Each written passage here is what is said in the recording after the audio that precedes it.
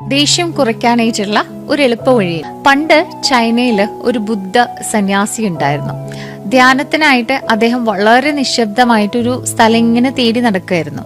ഒടുവില് തിരക്കുകളൊന്നുമില്ലാത്ത ഒരു പുഴയുടെ നടുവില് തന്റെ തോണി നിർത്തിയിട്ടിട്ട് അവിടെ ഇരുന്ന് ധ്യാനിക്കാൻ അദ്ദേഹം തീരുമാനിച്ചു.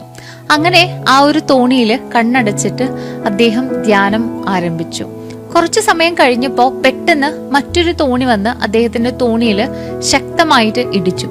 സമാധാനമായിട്ട് ധ്യാനിച്ചിരുന്ന സന്യാസിക്ക് വല്ലാത്തൊരു ദേഷ്യം വന്നു.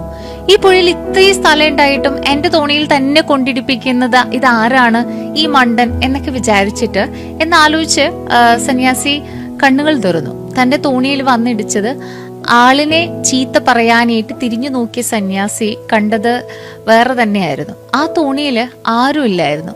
അതൊരു ഒഴിഞ്ഞ തോണിയായിരുന്നു, എംപ്റ്റി ബോട്ട്. കാറ്റിലോ അല്ലെങ്കിൽ ഒഴുക്കിലോ പെട്ട് ഒഴുകി വന്നതായിരിക്കും അത്. ആ നിമിഷം സന്യാസിക്ക് ഒരു വലിയ തിരിച്ചറിവുണ്ടായി. ആ തോണിയിൽ ഒരാൾ ഉണ്ടായിരുന്നു എങ്കിൽ തന്റെ ദേഷ്യം മുഴുവൻ അയാളുടെ മേൽ ചൊരിയുമായിരുന്നു. എന്നാൽ തോണി ഒഴിഞ്ഞതാണ് എന്ന് കണ്ടപ്പോ അയാളുടെ ദേഷ്യം പെട്ടെന്ന് അലിഞ്ഞില്ലാതെയായി. ആ തോണിയോട് ദേഷ്യപ്പെട്ടിട്ട് കാര്യമില്ല എന്ന് അയാൾക്ക് മനസ്സിലായി. സന്യാസി ചിരിച്ചുകൊണ്ട് തന്റെ തോണി പതുക്കെ നീക്കി നിർത്തി ധ്യാനം തുടർന്നു.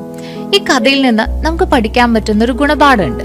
നമ്മുടെ ജീവിതത്തിലും ദേഷ്യം തോന്നുന്ന സാഹചര്യങ്ങൾ വരുമ്പോൾ ഈ ഒഴിഞ്ഞ തോണിയെ ഓർക്കാം.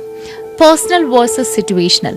പലപ്പോഴും പല ആളുകളും പലതും പറയുന്നത് നിങ്ങളെ ലക്ഷ്യം വെച്ചിട്ടുള്ളതല്ല, മറിച്ച് അവരുടെ സാഹചര്യങ്ങളിൽ നിന്ന് ഉണ്ടാകുന്നതാണ്.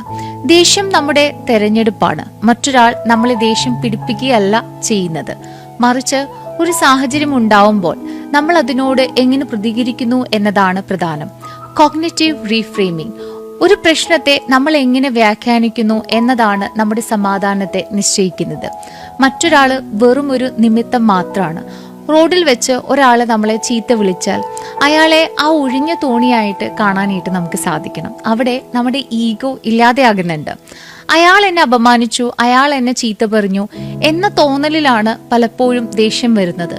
എന്നാൽ മറുഭാഗത്ത് ഒരാളില്ല, അല്ലെങ്കിൽ അയാൾക്കൊരു ബോധപൂർവം അയാൾ ചെയ്തതല്ല എന്ന് തിരിച്ചറിയുമ്പോൾ നമ്മുടെ ഈഗോ കുറയുന്നുണ്ട്.